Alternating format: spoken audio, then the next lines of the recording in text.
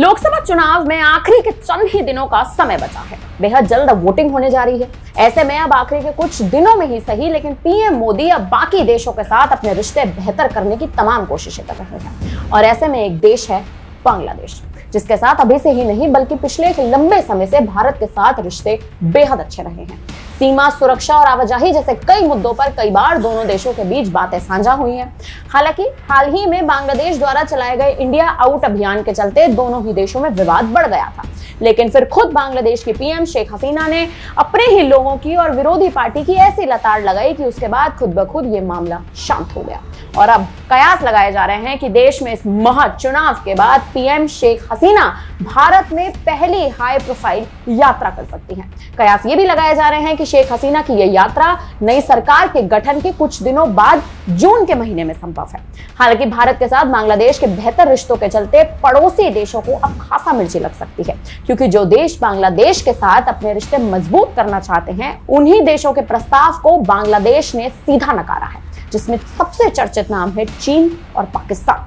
और वहीं अब शेख हसीना के भारत दौरे से ऐसा माना जा रहा है कि अब इस यात्रा से पड़ोसी देशों में या कहें कि दुश्मन देशों को एक बड़ा संदेश जारी हो रहा है। पूर्व विदेश सचिव और बांग्लादेश में दूत हर्षवर्धन श्रृंगला ने दोनों देशों के बीच रिश्तों को लेकर कई बातें साझा की हैं। एक चैनल को दिए निजी इंटरव्यू में उन्होंने कहा, सीमा सुरक्षा और आवाजाही जैसे मुद्दों को बड़े पैमाने पर निपटाया गया है। अब दोनों देशों के रिश्ते में पहली बार स्थिरता आई है। प्रधानमंत्रियों नरेंद्र मोदी और शेख हसीना की लीडरशिप में इसे निश्चित आकार दिया है।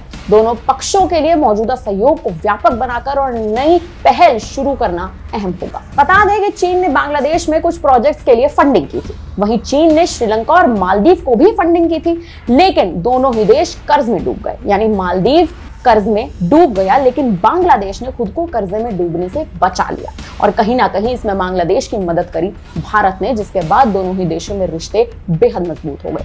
वहीं इसके अलावा भारत और बांग्लादेश के रिश्तों पर खुद विदेश मंत्री सुब्रमण्यम जयशंकर ने भी अपना बयान देते हुए कहा, चीन और पाकिस्तान को छोड़कर सभी पड़ोसियों के साथ भारत के संबंधों में पहले की तुलना में काफी सुधार हुआ है।